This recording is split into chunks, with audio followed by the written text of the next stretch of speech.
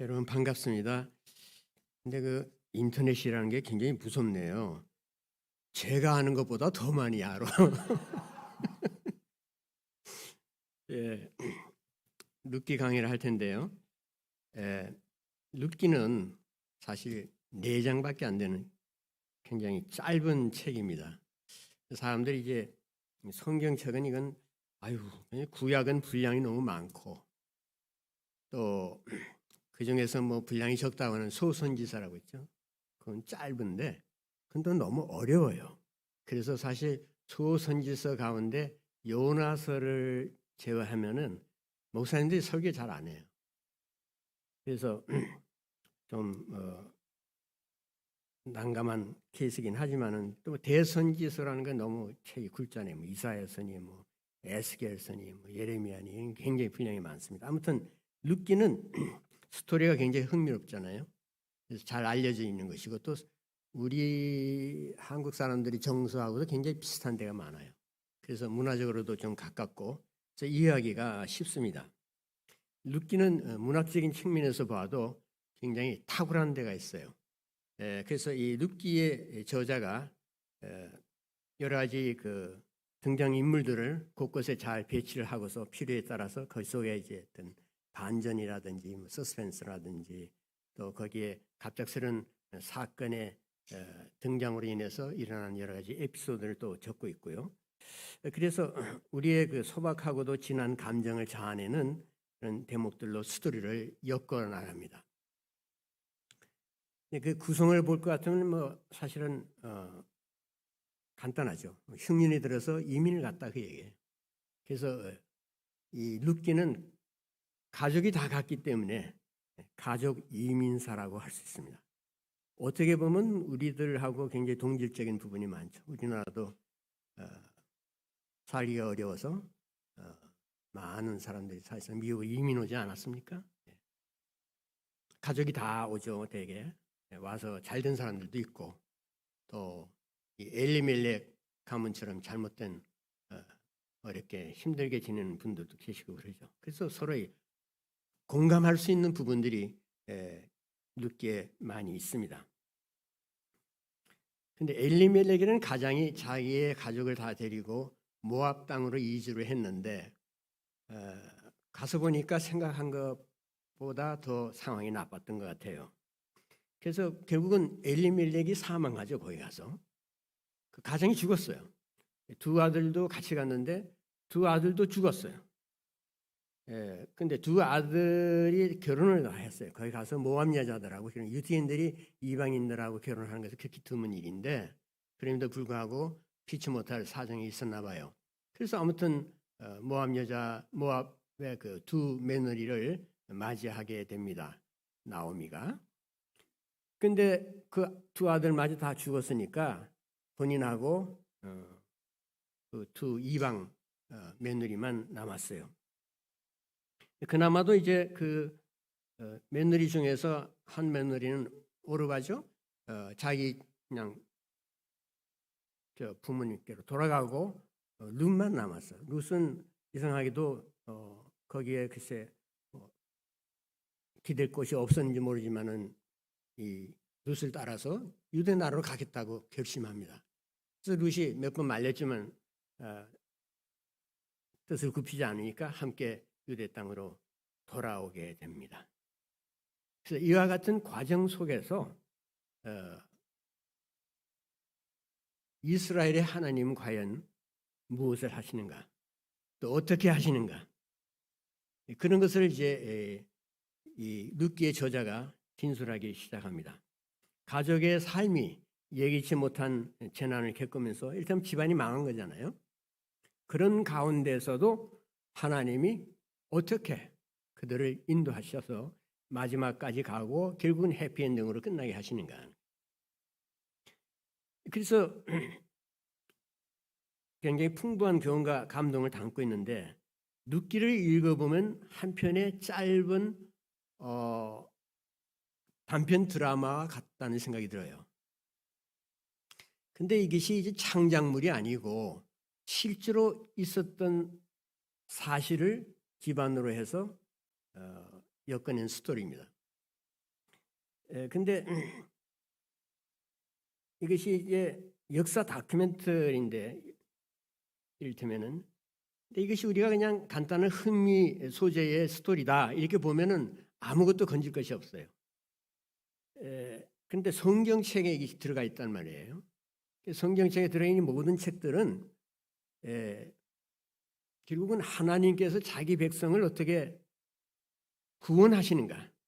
근데 구원하시는 그 섭리의 손길이 어떤 방식으로 흘러가는가.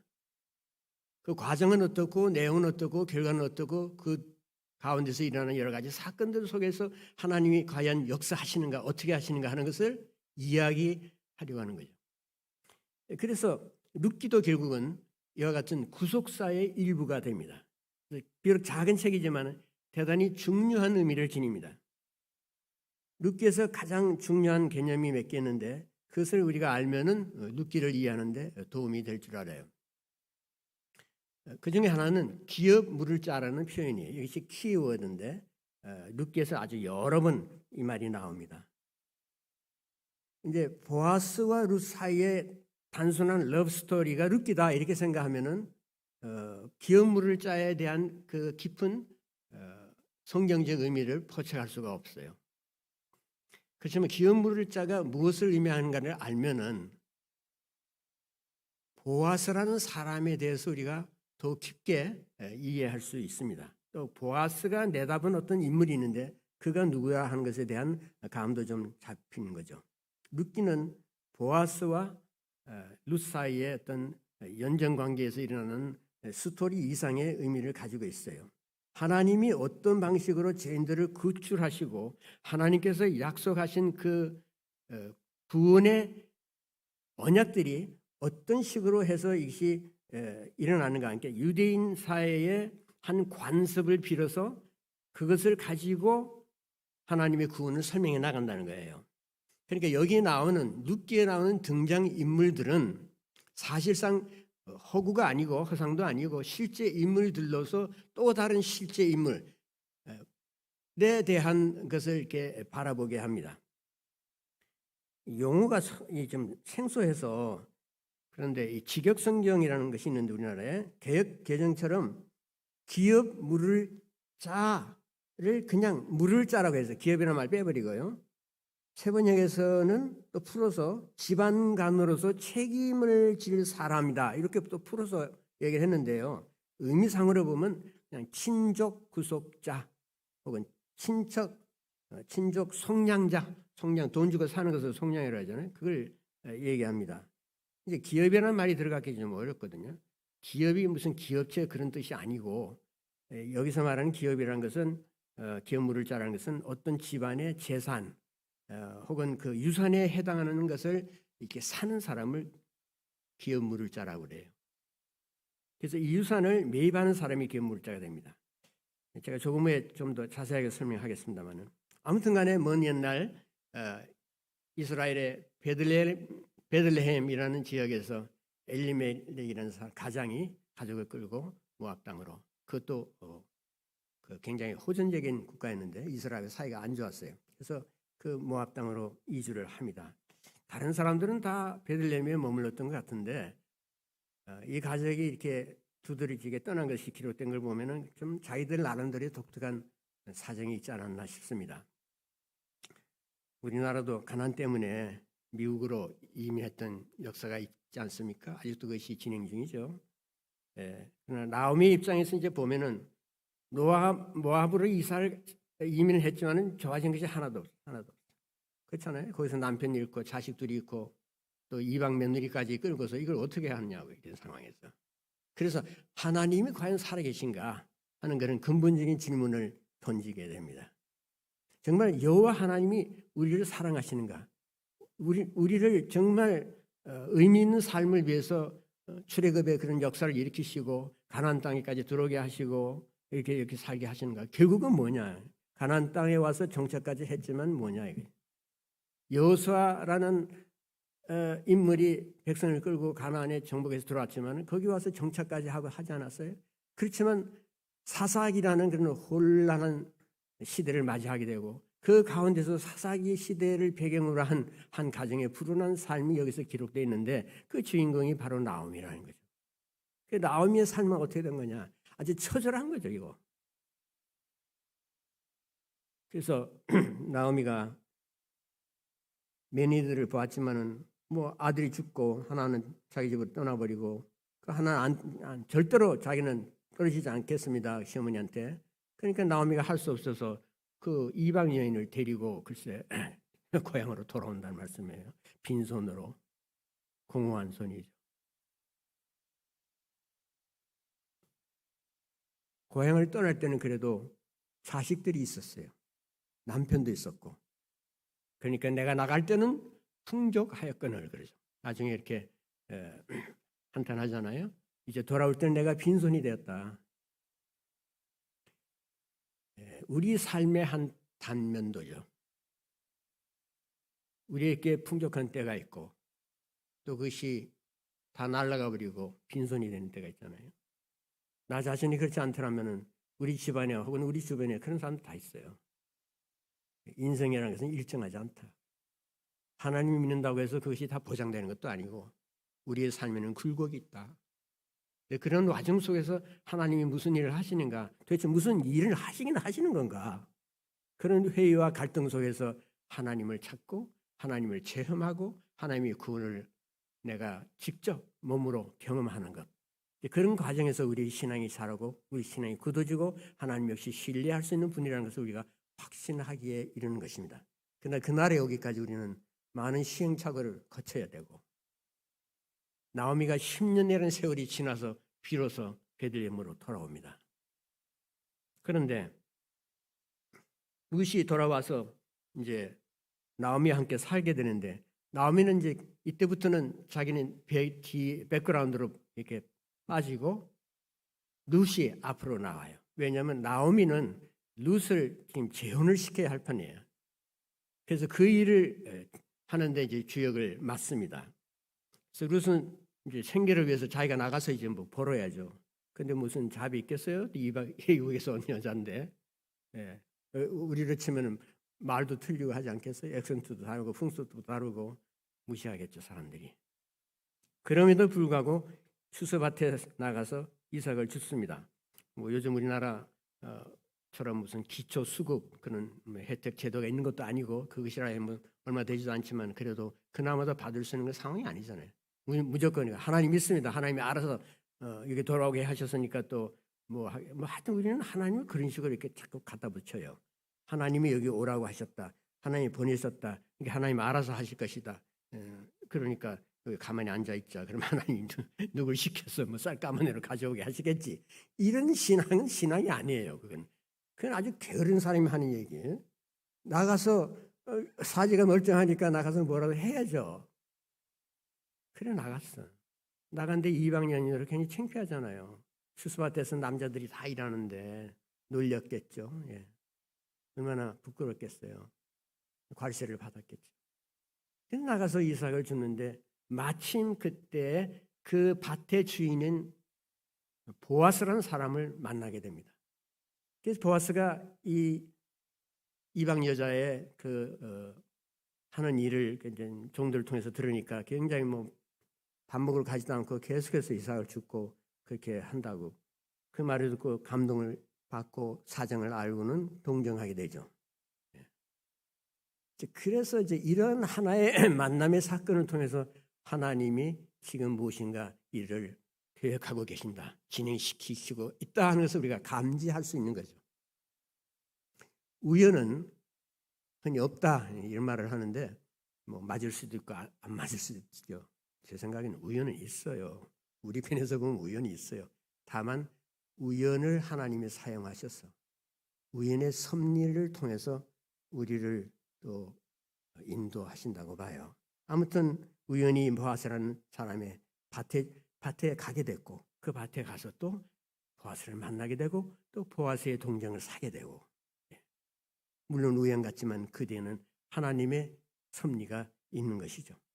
근데 이제 두 사람이 이렇게 뭐 속된 말로 눈이 맞았나 보죠. 서로 좋게 봤어요. 그래서 결혼까지 하게 됩니다. 하려고 했어요. 결혼의 문턱에까지 이르렀습니다.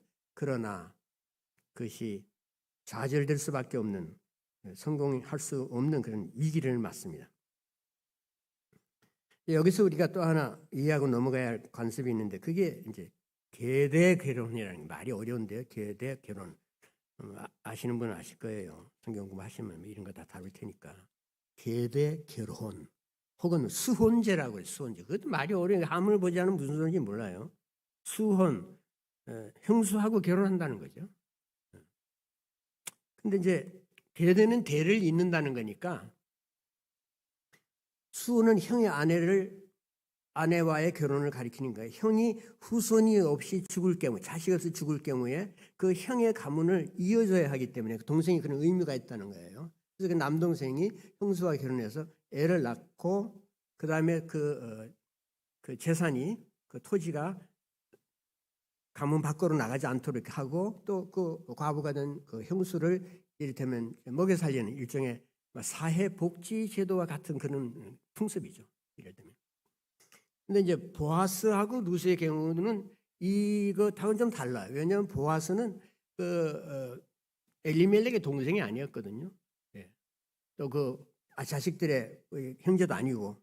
그래서 정확하게는 이스라엘의 수혼제가 직접 연결된 것은 아니지만, 계대 결혼이라는 그 아이디어를 살려서 그것을 가족에서 친족까지 이렇게 확대시켜서 적용한 케이스입니다. 이제 법이 이제 시대에 따라서 조금씩 변형되어 가는 것이죠. 그래서 보아스와 룻은 서로 결혼할 마음이 있었는데, 그 보아스가 결혼할 수 없는 위기가 왔다는 건 무슨 말이냐 그러면, 보아스 말고 다른 보아스보다 촌수가 더 가까운 그 다른 친족이 있었던 거예요. 그러니까 룻을 취할 법적 우선권이 그 사람에게 있어. 보아스는 제2순위로 빠지게 되고 그 친족이 1순위로 나오게 된 거예요. 그러니까 서로 사랑하고 좋아했는데, 꼭 결혼하기로 마음먹었는데, 그만 이 사람이 나타나니까 법적 우선권이 그 사람이 있으니까 어떻게 할 수 없잖아요. 그래서 그런 위기 속에서 그럼 또 이것이 일이 어떻게 되는 건가? 뭐 하나님은 날 봐주시고 어떻게 잘 될 줄 알았는데 이게 또 아니구나. 이렇게 또 실망할 수 있겠죠. 실망했겠죠. 근데 거기서 또 반전이 생겨서 그 제1순위라는 친척이 뭐라 그러냐면, 아니 나는 좀 생각이 달로, 나는 이것을 내 기업물을 짜가 나는 되고 싶지 않소 그런단 말이에요. 그 사람 말이 이제 이런 거예요. 4장 6절에 그 기업물을 짜가 이르되 나는 내 기업에 손해가 있을까 하여 나를 위하여 물으지 못하노니, 내가 물을 것은 내가, 그러니까 당신 그 보아스가 물으라, 나는 물으지 못하겠노라 하는지라. 그 왜 손해가 된다고 했느냐 그러면은, 이 사람이 이제 룻하고 결혼을 하잖아요. 그러면 이제 애가 생길 것을 가정했을 때, 그게 막 아들이라 하면은 그 아들하고 자기, 그러니까 본처가 난 자식들 있잖아요. 그거 재산을 나눠야 된단 말이죠. 그런 의미에서 이 사람은 아웃사이더가 와서 재산이 갈라지니까 싫다 이거예요. 그러니까 보아스에게 또 다시 나갔던 복이 굴러 돌아왔어. 그래서 결혼하게 되죠. 얼마나 좋았을까요? 네. 그래서 그런 남편을 고엘이라고 불렀어. 히브리어로 고엘은 뭐 이렇게 속량한다, 돈 주고 산다 그 뜻이에요. 속량한다, 물러준다, 되찾는다, 뭐 그런 뜻이 있어요. 영어로 kinsman redeemer 혹은 redeemer husband라고 하죠. 룻기에서는 보아스가 그러니까 고엘이죠. 고엘, 기업물을 짜입니다. 자, 그런데 이제 다시 한번 생각해 보면, 그럼 이렇게 서로 뭐 좋아해서 결혼들 하고 뭐 이렇게 한 얘기가 뭐 재혼하는 사람이 한두 사람이겠어요? 그럼 뭐 어떻게 보면 굉장히 평범한 사건들이고 그런 이야기들인데, 왜 이런 것이 성경 안에 들어가요? 그 몇 장 되지 않는 거고 뭐 성경에서 룻기가 빠진다고 해서 뭐 큰 지장이 있을까요?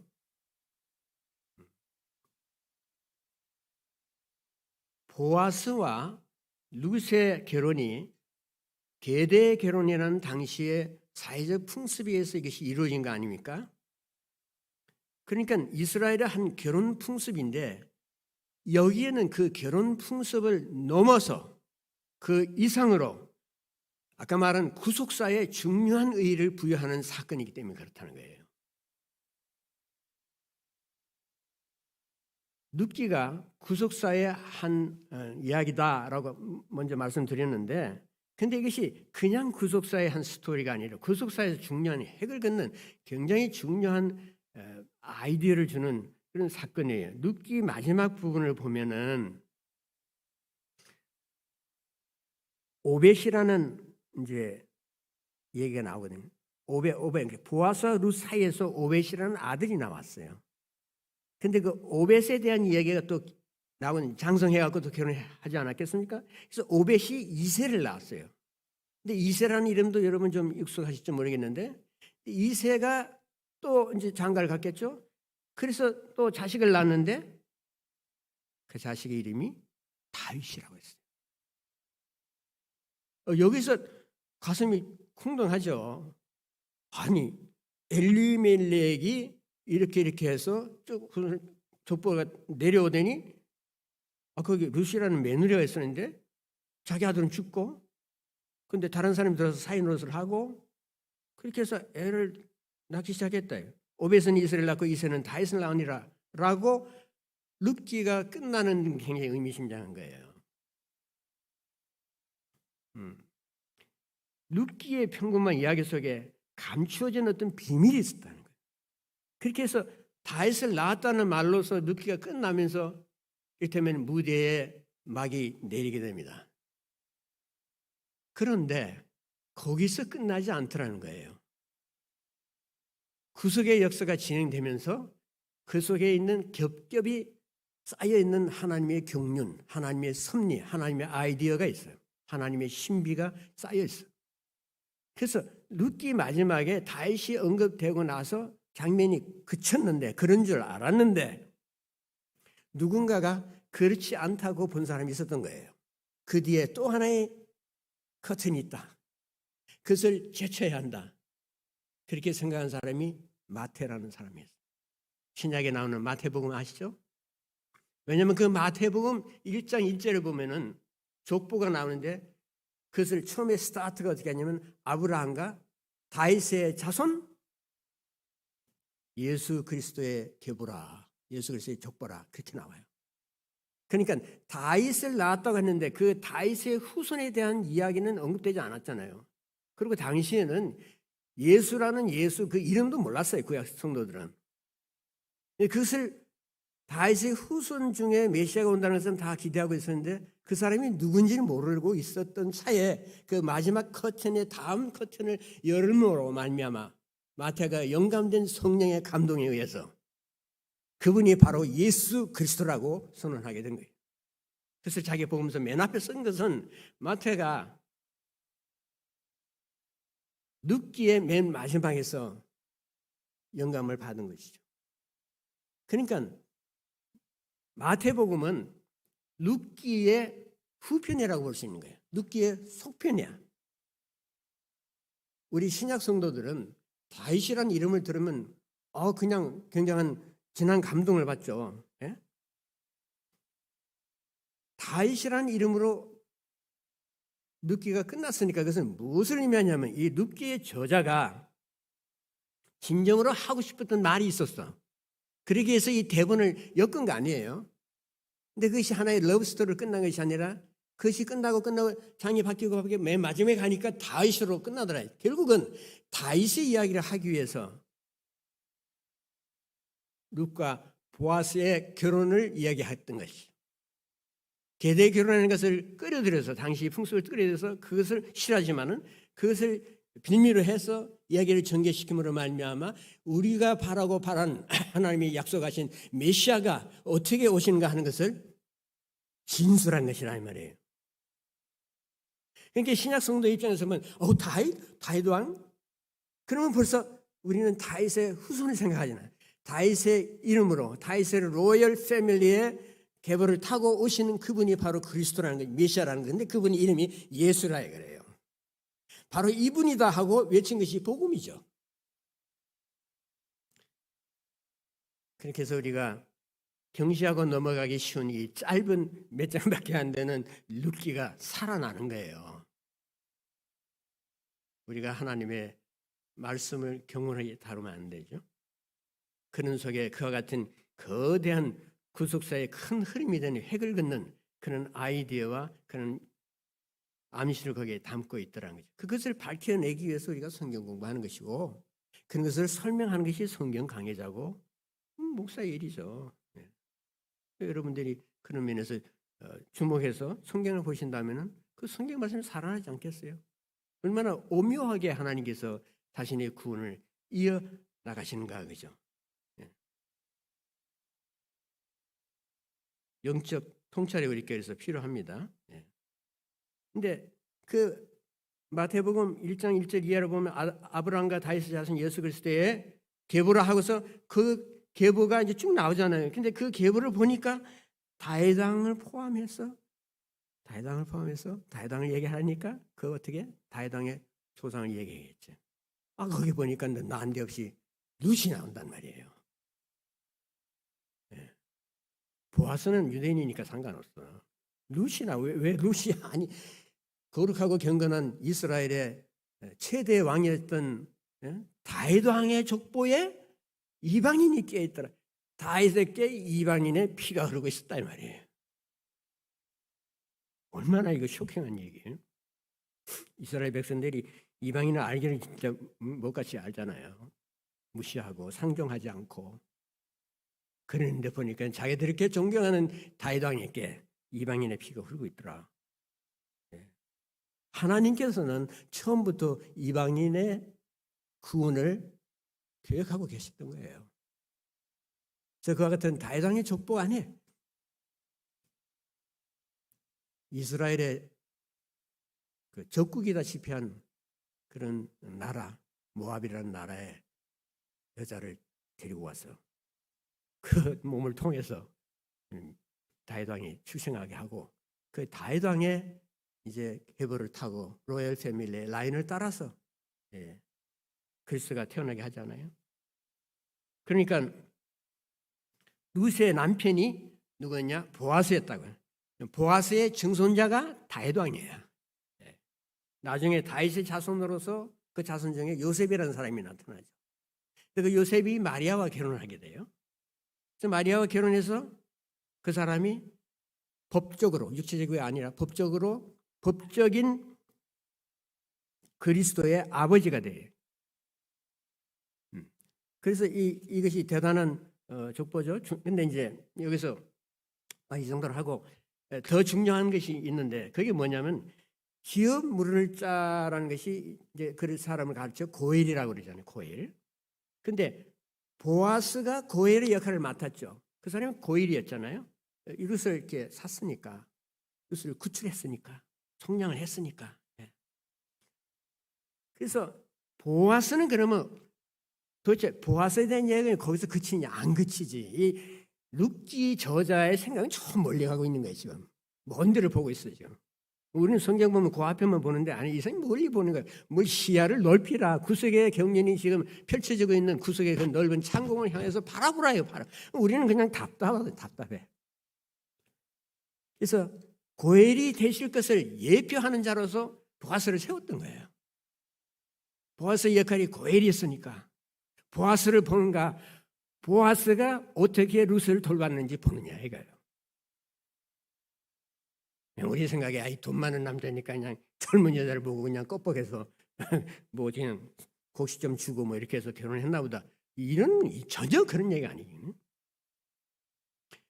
보아스가 그 여자를 불쌍히 여기시고 이방인이지만은 자기도 체면이 있잖아요. 이방 여자를 그 아내로 맞이하면은. 그럼에도 불구하고 그 사람은 룻을 어여삐 여기고 동정하고 자기가 할 수 있는 부자로서 재산이 있는 사람으로서 또 권력 있는 사람으로서 자비를 베풀었던 그 같은 자비와 사랑과 헌신이 얼룩진 드려져 있는 그런 고엘로서의 보아스의 인격이 그리스도를 바라보고 있었다는 거죠. 그리스도가 우리의 고엘이시니까.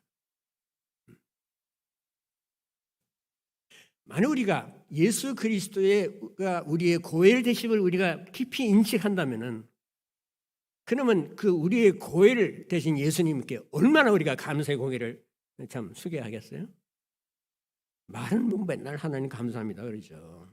정말 마음에서 우러나는 그 루시의 경우를 생각해요. 루시 보아스로부터 구원을 받았을 때, 구출을 받았을 때, 보아스가 자기 결혼까지 해줬을 때 그 마음이 얼마나 감격스럽게, 얼마나 큰 감동이 일어나게. 자기 같은 이방 여인을, 그처럼 가난하고 아무것도 없던 사람, 남편까지 일찍 여의고 그 고통과 슬픔 속에서 있던 그 잠 못 이루는 밤이 얼마나 많았겠어요. 육당에 와가지고. 그런 자기를 보아스가 안아주고 품어주고 보호해주고 했을 때 얼마나 감사했겠네요. 그런 감사가 우리에게도 넘쳐나야 하잖아요. 몇 배로 더 넘쳐나요. 왜냐하면 룻은 십자가의 사랑 아직 모를 때야. 전혀 모르죠. 우리는 알잖아요. 십자가에서 드러난 고일이신 예수님의 사랑과 헌신보다 더 크게 드러난 일이 있습니까? 우리가 그것을 알잖아요. 그렇다면 예수님을 어떻게 대해야 하겠느냐. 그 예수님이 너무도 감사하고 너무도 위대하시고 나의 삶을 한순간에 바꿀 수 있는 분이라는 것을 알았을 때, 또 나의 기관 운명을 따라오시면서 계속 보시고 옆에서 사실상 관철하시고 나를 위로하시고 끌고 오시, 보이지 않는 손으로 하나님은 조용히 역사하십니다. 큰 일을 조용히 행하세요. 아무도 보지 않는 곳에서, 아무도 인정해 주지 않는 곳에서 하나님은 여전히 자신의 할 일을 하십니다. 고엘이시기 때문에 고엘의 책임을 다 완수하시는 거예요. 예수님이 고엘의 그 직분과 자기의 사명을 게을리한 적이 있겠습니까? 그렇게 하실 수 있는 분이에요? 아니죠. 고엘의 직분을 100% 성취하시는 분이고 그것이 자신의 소명이기 때문에 하나님 아버지 앞에서 그 일을 해가시는 겁니다. 여러분과 나를 위해서 지금 그렇게 하고 계신 거예요. 우리가 그러게 했으면 너무도 못 알아주는 게 문제죠. 별로 관심이 없어요. 그냥 나는 예수님 믿습니다. 그럼 뭐 교회 다니고 찬송하고 뭐 헌금하고 뭐 이런 종교 활동 하는 거, 뭐 그 자체가 나쁘다는 것이 아니라 그 속에 그 모든 우리의 행위들이 종교 활동이든 뭐 아니든 간에 그 속에 얼마나 고엘에 대한 감사가 넘쳐나서 하는 거냐 이거예요. 얼마나 우리는 고엘의 마음을 이해하고 있느냐. 그래서 그 고엘이신 예수님이 화가 변해서 복이 되게 하시는 분이라는 것. 나의 모든 슬픔과 나의 근심과 염려를 다 하시고 보아스가 룻에게 그랬듯이 깊이 동정하시고 나에게 커밋하시는 분이에요. 근데 우리는 맨날 내가 하나님께 헌신하는 것만 생각하죠. 아니에요. 예수님은 이렇게 헌신하십니다. 철저하게 하십니다. 그런 의미에서 주무시잖아요. 계속해서 끊임없이 나를 눈동자처럼 바라보시고 지키시고 예수님의 임재를 의식해 보라고 독려하십니다. 성령으로. 근데 우리가 얼마나 무심한지, 성령님에 대해서 뭐 듣기나 합니까? 뭐 그냥 그 뭔지도 잘 모르죠, 사실. 그 모르면 배워야죠, 그죠? 우리 성경책에 있는데 이렇게 위대한 말씀, 이렇게 진귀한 하나님의 말씀이 여기에 깔려져 있거늘 그냥 넘어가고 말아요. 그래서 우리가 생각해야 할 것은 우리의 고일이신 예수님이 얼마나 위대하신 분인가 하는 것을 우리가 알 필요가 있어요. 아무나 고일이 되지 않습니다. 고일이 되려면 재정 능력이 있어야 돼요. 그 기업 물을 자가 돼야 하니까 그분의 소유와 이 모든 것들을 내가 살 수가 있어야 되거든. 그 매입할 수 있는 재정 능력이 있어야 됩니다. 근데 예수님 누구세요? 온 우주가 하나님 거예요. 예수님 거예요. 예수님 다 만드셨습니다. 모든 능력이 다 있으시죠. 우리의 내 이 작은 인생 하나, 그것을 감당하지 못해서 힘겨워하실 분이 아니에요. 어디 가서 뭐 돈 꾸어올 필요가 있습니까? 그런 분이 아니시죠. 기업 물을 자의 책임을 지라, 책임을 행할 것이니라. 이 보아스가 이제 그 나오미 루스에게 한 예가 있습니다. 참으로 나는 기업을 물을 자이나 기업 물을 자로서 나보다 더 가까운 사람이 있으니 이 밤에 여기서 머무르라. 그 밤에 이제 찾아갔거든요. 룻이 아침에 그가 기업 물을 자의 책임을 내게 기업 물을 자의 책임이라고 했어요. 그 책임이에요, 그거. 책임을 내게 이행하려 하면 좋으나 그러면 됐다. 그럼 나는 물러선다 그 말이죠. 그가 그 기업 물을 자의 책임을 행할 것이니라. 만일 그가 기업 물을 자의 책임을 내게 이행하기를 기뻐하지 아니하면 여호와께서 살아계심을 두고 맹세하노니 내가 기업 물을 자의 책임을 내게 이행하리라. 이거 보통 예가 아닙니다. 기업 물을 자의 책임이 있는데 그 사람이 싫다 그러면 안 하겠다 그러면 내가 하겠다. 근데 내가 그냥 하는 게 아니라 나는 이것을 맹세하겠다. 하나님 여호와께서 살아계심을 두고 맹세하노니 내가 기업 물을 자의 책임을 내게 이행하겠다. 여러분 새 언약 아시잖아요. 새 언약.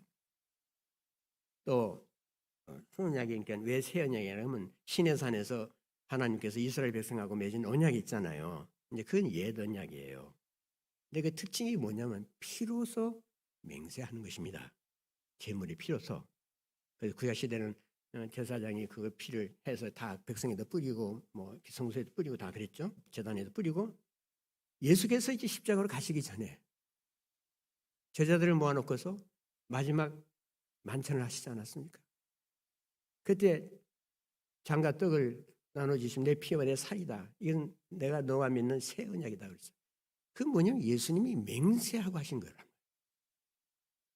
예수님이 맹세하셨기 때문에 그것을 안 지킬 리가 없죠. 여러분 언약이 뭐냐 그러면 언약은 맹세가 들어간 약속입니다.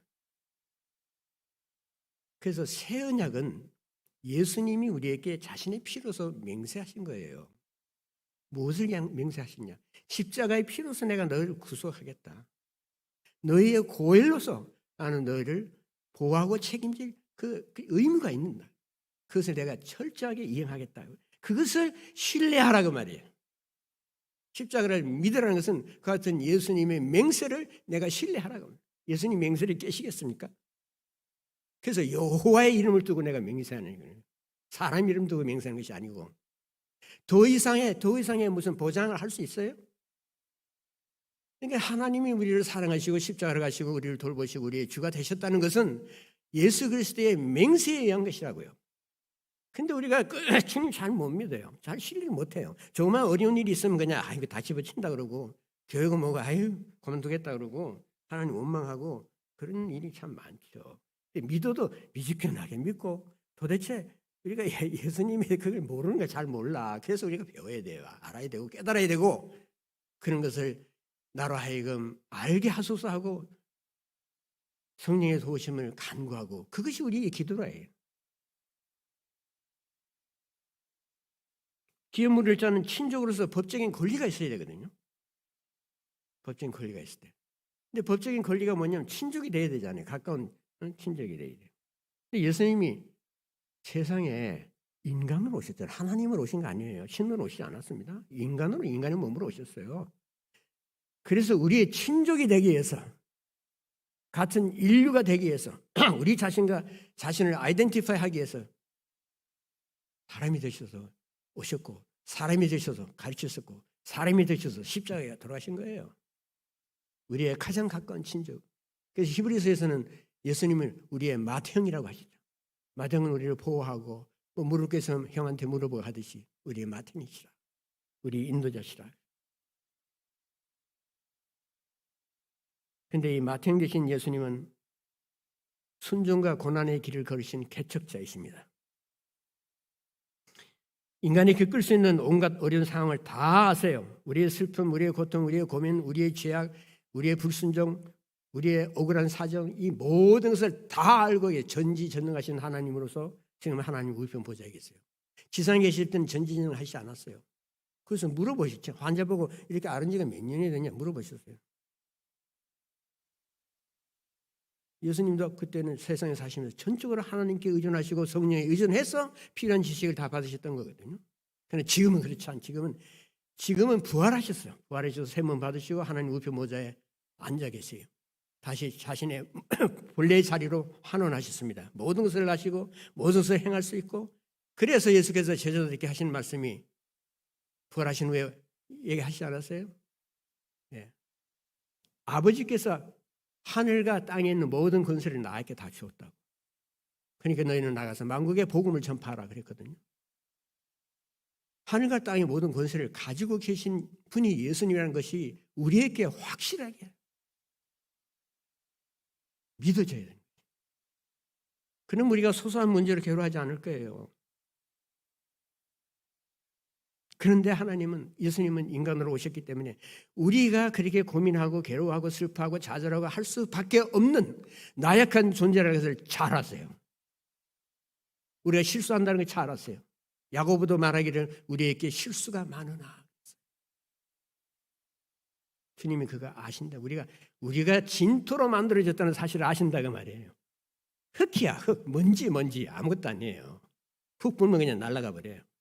그런 존재라는 것을 아신데, 그런 존재의 자신을 커밋했다는 것이 놀라운 일이 아닐 수 없다. 왜 기독교를 믿으십니까? 그와 같은 종교가 없기 때문에. 세상에 어떤 신이 나에게 그렇게 커밋할 수 있냐고요. 나를 그토록 사랑하고 그토록 불쌍히 여기시고 그토록 나를 구출하기 위해서 자신의 모든 것을 바칠 수 있느냐 말이에요. 예수 그리스도를 십자가에 내주신 하나님께서 다른 무엇을 너에게 줄 수 없겠느냐, 하나님 이렇게 말씀하시잖아요. 네, 참 그래서 우리가 기도할 때, 주님, 저의 믿음 없는 것을 용서해 주십시오. 저에게 믿음을 더하여 주시옵소서. 그렇게 기도하지 않을 수 없는 거예요. 그러나 우리의 믿음이 자라도록, 우리가 더욱더 강건해지도록, 그리스도의 십자가의 복음의 의미를 더욱더 깨닫도록 하기 위해서 성령께서 주야로 역사하시는 거예요. 우리 제발 좀 귀를 기울이라 이거죠. 제발 나 좀 들으라. 나를 좀 보라. 그 성경에 이런 깊고 오묘한 진지한 심대하고 심한 진리를 조금이라도 깨달으면 그 사람이 그냥 새로워지는 거예요. 그때부터.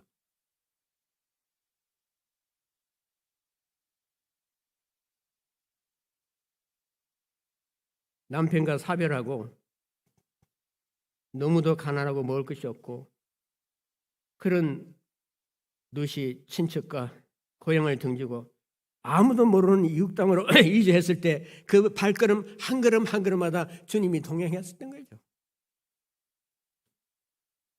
그런 룻을 동정하고 도운 자가 보아스였잖아요. 예수님은 우리 삶의 여정에서 어려움에 시달릴 때마다 우리 곁으로 가까이 오십니다. 옆에 계세요. 주여 주여 하고 찾지 마세요. 바로 옆에 계세요. 우리 안에 계시고.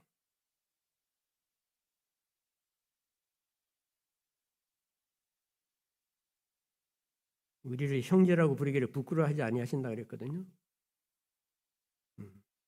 나오미가 이방 여인은 룻을 데리고 고향으로 왔을 때 부끄러워하지 않았어요.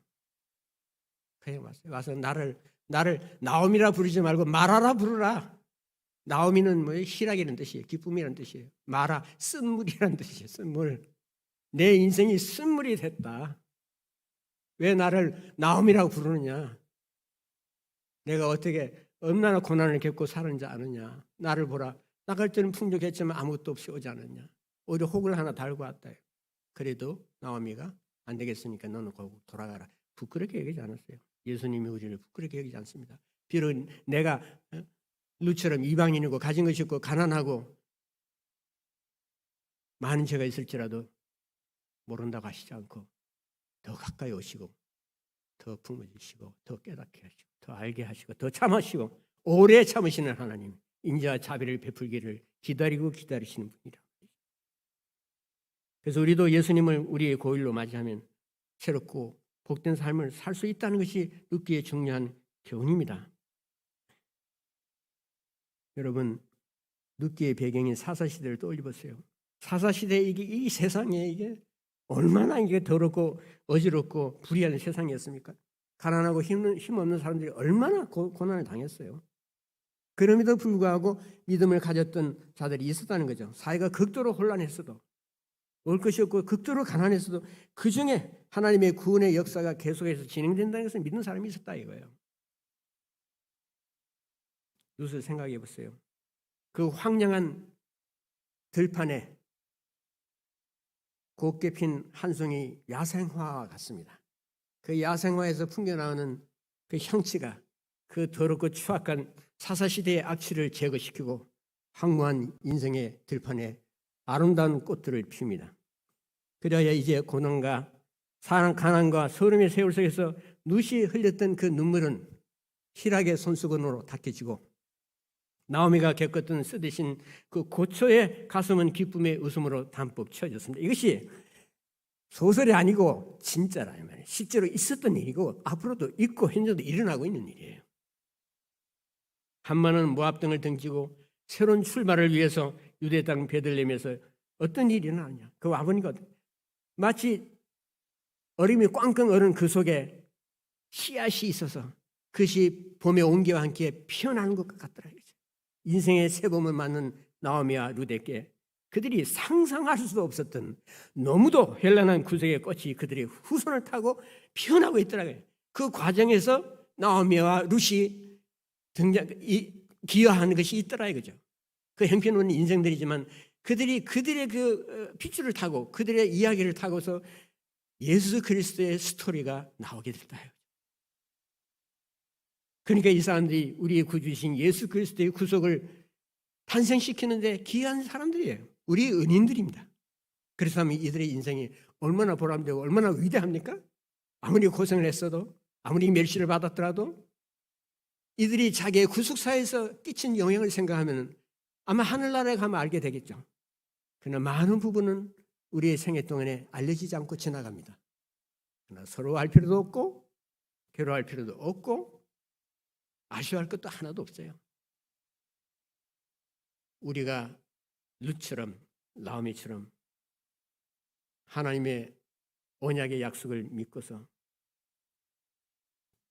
그분에게로 돌아가면 모든 것이 달라집니다. 눈물을 기쁨으로 변하게 하는 것이 룻기의 한 지점입니다. 제가 꽤 오래전에 룻기 강해서를 출판했는데 제목을 슬픔이 변하여 춤으로라고 했어요. 성경에 나오는 말씀인데 여러분 하나님께서는 한마는 우리의 눈물을 기쁨의 춤으로 바꿀 수 있는 분입니다. 실제로 바꾸고 계세요. 그것이 고엘의 사명이에요. 그것이 하나님의 기쁨이고 하나님께서는 우리의 한마는 눈물을 기쁨의 춤으로 넉넉히 바꾸고도 남습니다. 화가 복이 될 때까지 쉬지 않고 날마다 역사하십니다. 그것이 우리 눈에 당장 안 보일 뿐이에요. 그래서 어떻게 주가 누구라는 것을 알고 그분을 신뢰해야죠. 그런 고통과 괴로움 가운데서 이를 악물고서라도 주 예수의 이름을 부르면서 나는 고일이신 당신을 떠나지 않겠습니다라고 말할 수 있어요. 룻처럼 어머니가 있는 곳에 나도 가겠습니다. 절대로 전 떠나지 않겠습니다. 내가 죽을 때까지라도 절대로 그런 일이 일어나지 않을 것입니다. 주님, 저는 주님께 속한 자입니다. 저를 붙들어 주십시오. 이렇게 간절히 기도하는 것이 옳지 않겠어요?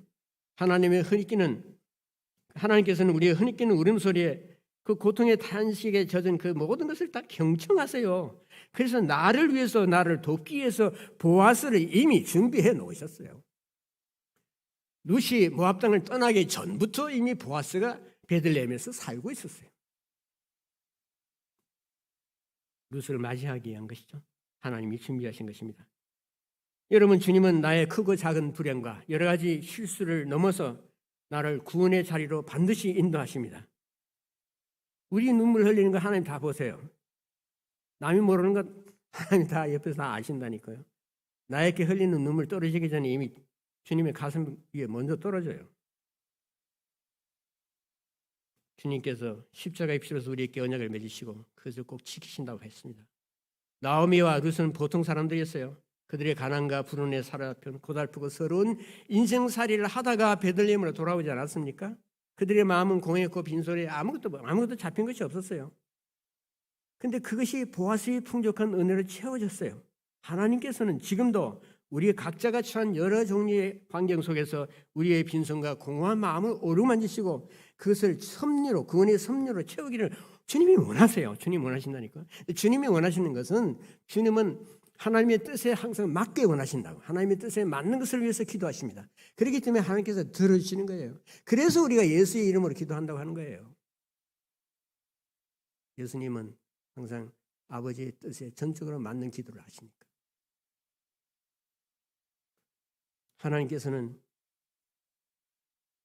환난 중에서도 우리의 유익과 행복을 위해서 조용하면서도 확실하게 움직이십니다. 그래서 사도 바울이 얼마나 고난을 많이 겪었습니까? 사도 바울 우리가 생각할 때 뭐 그냥 기적을 행하고 막 많은 역사가 일어나고 막 이런 거 생각이 쉽지만 사도 바울의 그 눈물과 고통을 말할 수 없어요. 말할 수 없는 그 고난을 겪었던 사람이에요. 근데 그 사람이 나중에 하는 얘기가 뭐냐면 하나님은 이렇게 표현한다고. 환난 중에서 환난 가운데에서 우리를 위로하시는 분이시다. 우리를 위로하시는데 어떻게 위로하시는? 환난 전체를 다 빼서 그냥 어디 던져버리시는 게 아니라 환난의 와중에서, 고통의 와중에서, 눈물의 와중에서 우리를 위로하시는 분. 그러니까 그분이 하나님이에요. 그런 분이 하나님, 능력 있는 분이죠. 고통 속에서 우리를 위로하시는 법을 아시니까 우리에게 필요한 것이 무엇인가 아시고 그것만이 현재 있는 이 현재의 상황이 전부가 아니야. 하나님은 먼 것을 보시고 전체를 보시고 그분의 위대한 역사, 그분의 파노라마를 펼쳐가시기 때문에 나의 조그만 그런 부분, 힘든 부분, 그런 고난의 사건들, 여러 가지 불행한 일들 이런 것들 속에서 그분을 조작해 나가시고 정비해 나가시고 조정해 나가신다 이 말이에요. 그 안에 우리를 두시고 그 안에 우리를 격려하시고 왜 격려하시고 위로하십니까? 약하니까, 쉽게 넘어지니까, 쉽게 좌절하니까. 이 베이비나 마찬가지예요. 우리가 진토라니까요. 그래서 하나님이 아신다는 사실을 얼마나 감사하냐고. 내가 진토라는 것을 아시니까 내가 이거 잘못한 거 하나님이 이해를 하시겠지. 동정하시겠지. 주여 하나님 죄 짓고 이게 어떻게 합니까? 이렇게 좌절해서 엎드려 있을 게 아니라 그것을 이해하시는 주님 앞으로 얼른 나가요. 그래서 은혜의 보좌 앞으로 나아가라고 하지 않았습니까? 여러분 룻기를 보면은 예수님이 초상화가 걸려 있어 거기에. 예수님이 어떤 분이라는 것을. 룻기를 읽어 내려가면 나의 한 맺힌 울음소리를 다 들으시고 나의 보아스를 준비하고 계신 우리의 자비하신 주님을 만나게 될 것입니다. 기도합시다.